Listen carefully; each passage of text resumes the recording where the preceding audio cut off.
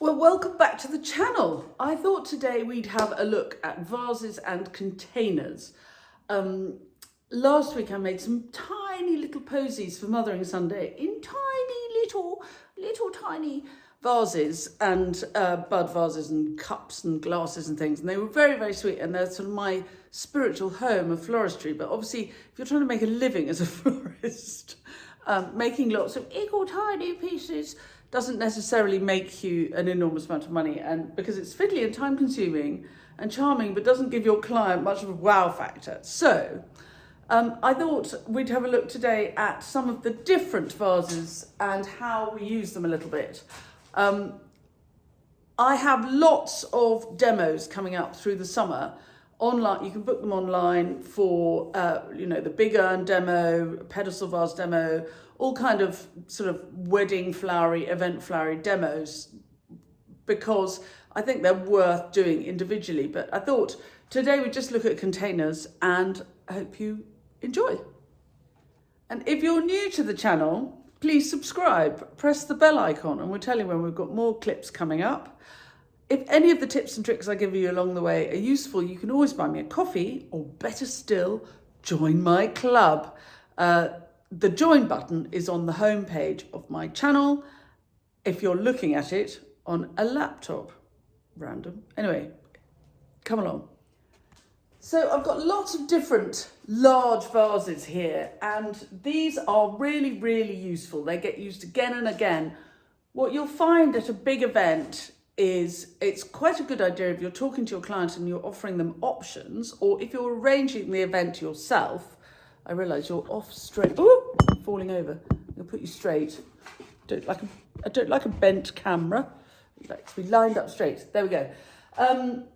So if you're making offering options to your client, or you're thinking about making your own event, then possibly one or two really big wow factor pieces can really do the whole room. Then you can save yourself the fuss of lots of small table centres. I think to walk in and get that kind of pow, plus what you can do is you can completely build a room around the focus of the flowers. So these very big urns here are fantastic. They're very heavy, and they can even be bigger because, stay there, enjoy the view, everybody.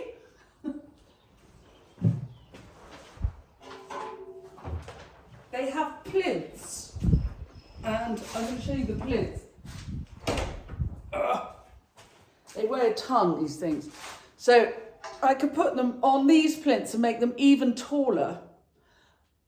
They are solid metal, very heavy,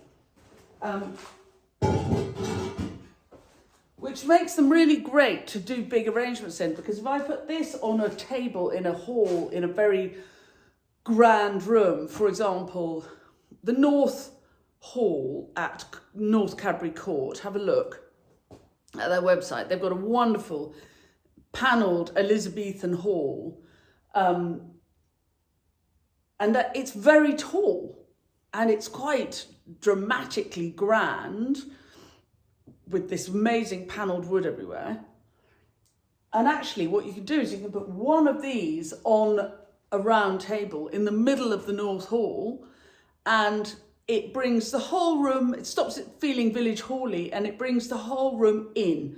And it's tall enough to be like a tree.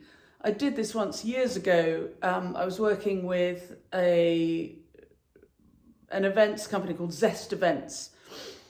And so Wonky, who runs the business, dressed the hall as if it were Edwardian days, country house living. And there were sofas either side of the fireplace and lovely rugs and things. And we had a round library table with a green velvet cloth, which went right down to the floor, with a good length of bullion fringing around the bottom of the cloth. And I popped this on it, and the flowers inside were another 6 foot up. And it felt like a palm court. It was absolutely lovely.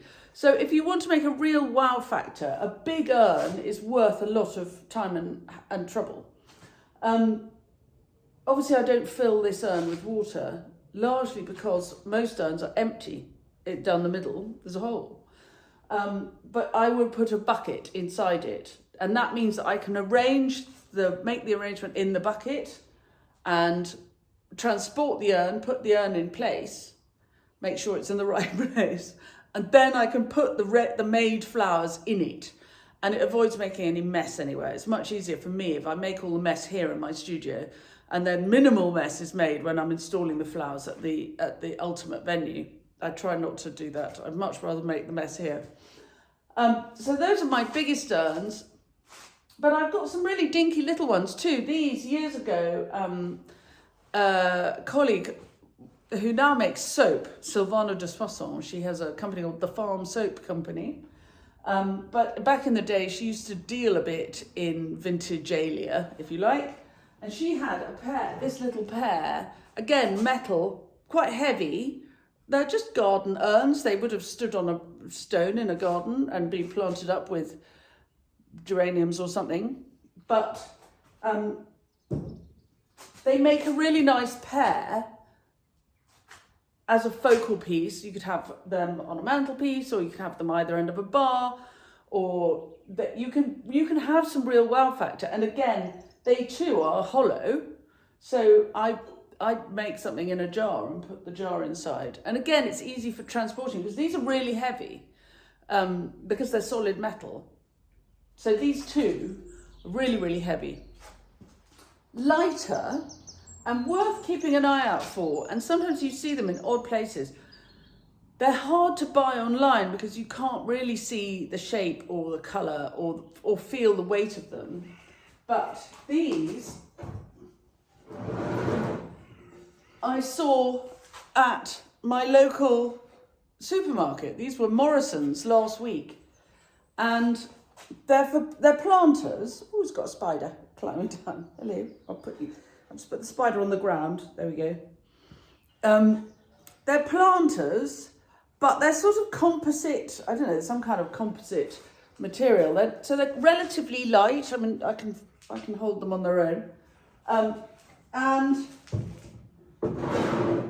they're a good shape, they're a good proportion, and for something that's not quite as enormous as this, or so dinky as this, I'm sure these are going to be really useful. I might paint them, I might sort of distress them a little bit, because they are a bit flat, battleship grey at the moment. Fabrizio saw them and immediately said, oh yes, let's paint them with yogurt and put them outside for 3 months. But I think I might want to use them before then. So I might just distress them with a bit of paint. And again, they will just have can I just check? I've got my microphone on. That would be boring. No, I haven't. I think it still works though. Let me check. Hopeless. I didn't have the microphone on, but anyway, luckily we're in here and you can hear enough, so I'm not going to remake that whole clip. We are very lo-fi here, if you're new to the channel. Useful information, but not very technically fancy pants.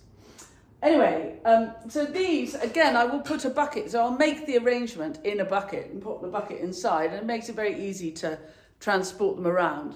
But they make a nice midway piece between the grandeur of this and the sort of 1950s retro of these. I love them. I think they're really charming. The lovely thing about an urn is they lift the flower arrangement. So everything, even if you're making a big arrangement, because of the pedestal shape, everything is lifted up. And so while you can have masses of wow factor with the flowers and the arrangement of foliage and twigs and whatever you've used, there's also a delicacy, which is, she says, dancing. There's a little delicacy because of the pedestal, because of the foot. It works really well. And so if you look at the other vases I've got here, nearly all of them have some kind of pedestal. Even a little one has the same effect. So I'm going to put the urns to one side and pull some of the others forward, hold the line caller. So you can see with the rest of these vases, these are the ones I like. And of course, now we're getting onto a matter of taste, really. But these are the ones I find really useful. I have a large collection of soupières. So these are soup bowls for, serving the soup in. Usually they come with a lid. And if I see them, I buy them. And I like them. Obviously, I've got to like them. I buy them. Again, pedestal lifts everything off the table a little bit. I might use a flower frog in something like this. Here's a flower frog. Just to give the central pieces strength. Or I might just wrap lots of twigs around inside the arrangement. Just to make everything feel solid. Because again, I'm a great fan of I make all the floristry here at Common Farm before I deliver it. I never deliver terribly far. We're very lyrical. But I love that. And you can see on my shelfie behind, I've got loads and loads and loads of creamware china. I try and avoid too white because it's a bit glary and looks a bit modern, weirdly. This isn't an especially old piece of china, but it's got that nice creamy glaze, so it won't fight with the tablecloth or the napkins, and it's really very pretty. It'll be, because it's round, it'll do a round table or a long table. This is one of those kind of constant spry style vases, and I get these. I spot them and I buy them. It's important. Sometimes I order them from my friend Amanda Russell Design, who spends a lot of time at Brocan's buying them. If you're buying them, make sure if you knock on them, they ring true. That's not cracked. If it were cracked, it wouldn't make that nice bell sound. So when you see them, by all means pick them up and think, oh, that's lovely, but because a crack doesn't necessarily show. It might be down here and you wouldn't see it, or around the edge of here and you wouldn't see it. So check that it's not cracked. They wear out. They literally wear out with wear. I find that after I've used them, I'll use them for 4 or 5 years, and then suddenly they just have had enough. Because they get used a lot, this makes a wonderful mantle arrangement because it's narrow. And again, this will have a frog in the middle and probably twigs as well, in order to give then I can get really enormous coming out of here. And then I'm onto my glass. And I have a lot. And again, I keep an eye out when I'm at, there's a flea market in Shepton Mallet on a sort of regular thing, and I go all the time. And if I see things I really like and Fabrizio's not there to stop me, then I'll buy them. This is very good. If you can get a pair, these are bonbonniere, pressed glass bonbonniere, sweetie bowls. But they make lovely vases. And a pair, if you've got a long dinner, they can be sort of two-thirds of the way down each side, and then where my head is would be a candelabra. So you might have a third vase in the middle, but a pair is really useful. I'm a big fan of a pair. It gives you options. But again, pedestal, just to give lightness to the feel. But you don't have to go for the vintage.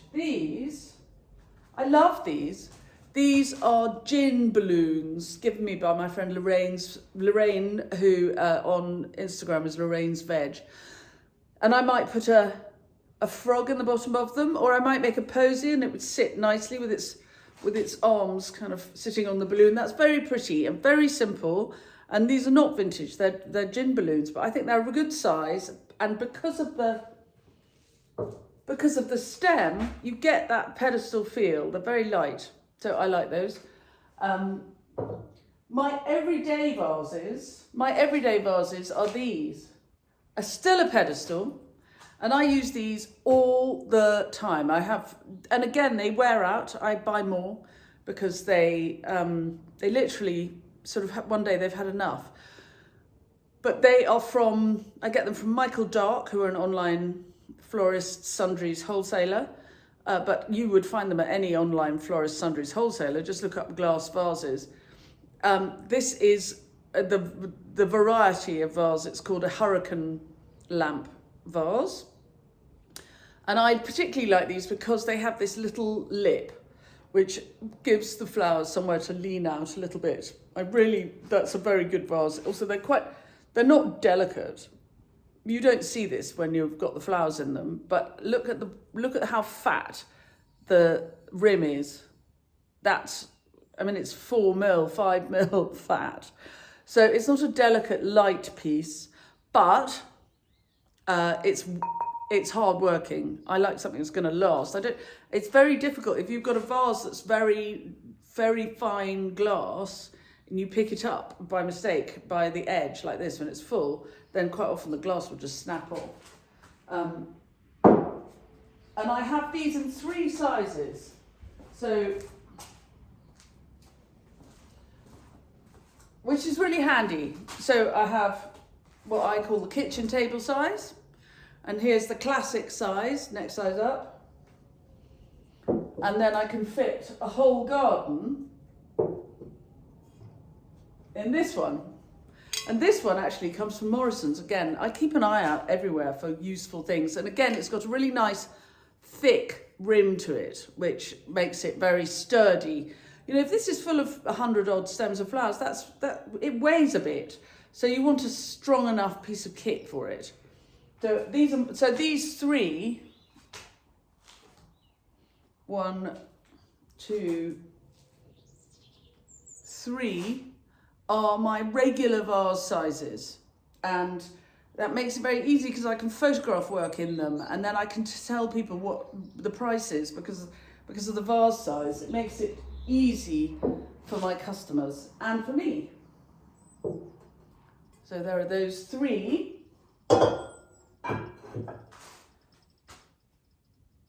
And the other thing I like about the hurricane vase shape is that I quite often put hurricane lamp vase, I beg your pardon. I put candles and use them like as though they're a hurricane lamp because they work very nicely like that. So if I'm doing a dinner or something, or arranging something here, then I will mix and match the flowers in vases down the table, and then I'll have the candles in here, and it looks very nice. And for me, church candles, I buy them in boxes of 6 or 8 or something from Ferris in Mere in Wiltshire. They are church candle makers, and they have a very good website, and you can ring them up. They're very nice. So that's the pedestal level. And then I get onto the really big vases, like this one at the back. And this is a flat bottomed vase. I'll get it.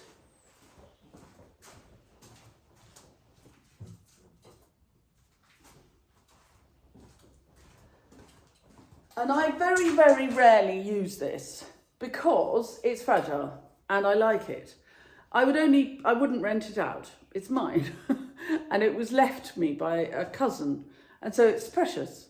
So this is not available for rental, but it is sometimes used for floristry. It is very unlikely that I would fill it with water because it makes it unwieldy and too heavy to use.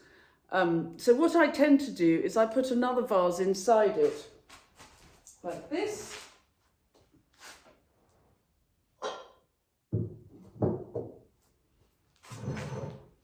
So if I wanted to use it,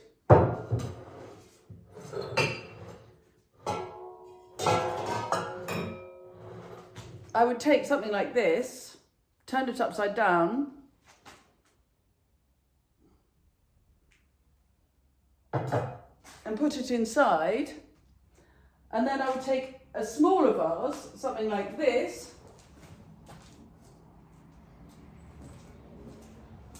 which needs washing up, but anyway, it'll show the thing, and I put this inside. Oops. And the phone's ringing, I've got to go and answer it. So that was a lovely lady whose daughter is getting married next July 2024. And we have had a lovely chat. And I'm going to give you one of the top tips I gave her while we were chatting. But I'm just going to finish talking about this lovely glass vase. And in a way, it's good that it needs cleaning because it means you'll see it. If ever you're doing photography or shooting, don't be too assiduous about getting the dust off, because the dust gives a patina that the camera can pick up. Anyway, so there you are. If I were going to fill this, I would have put a vase underneath to here, and then I've got another vase on top, and I can fill that vase, and I can make a really wonderful exploding arrangement coming out of this gorgeous vase here without filling this gorgeous vase with water, which would make it unmovable. Right, one final tip coming up. So this lovely lady rang up and said that she has some milk churns that she's going to fill for dressing her daughter's wedding. And I said, that sounds absolutely fantastic. First of all, if you've got milk churns, find a bucket which will fit inside and that you can then fill the bucket with flowers. So you want a bucket that can sit, for example, something that will sit just inside the top. So then you can arrange it in the bucket and it makes it easier to move it around, because these are really heavy. You wouldn't ever want to fill this with water, you'd be in real trouble. Plus they probably leak. Anyway, that's your number one tip. And your number two tip is they're heavy, but if you're putting them on grass, if you're having a milk churn style wedding, the chances are you're in the countryside and probably you've got a marquee in a field or in a big garden, and these churns are then going to be on grass, which they will stand up, but grass isn't always completely flat. So cut a piece of ply the right size so that these can stand on a flat piece of plywood, nice thick plywood, and then they're much more solid, and you can make them be straighter. Sometimes they're a bit wonky, and that's annoying. There you are, there's a top tip for you. Right, I hope you've enjoyed this little trip around my vase collection. It is large, I know, look, you can see them behind me. And when I move up to the project in the field, I'm going to have to make sure that I recreate this shelfy situation behind me, because it's really useful to be able to see what I have. And you can see down here the mess under this table there. Sorry.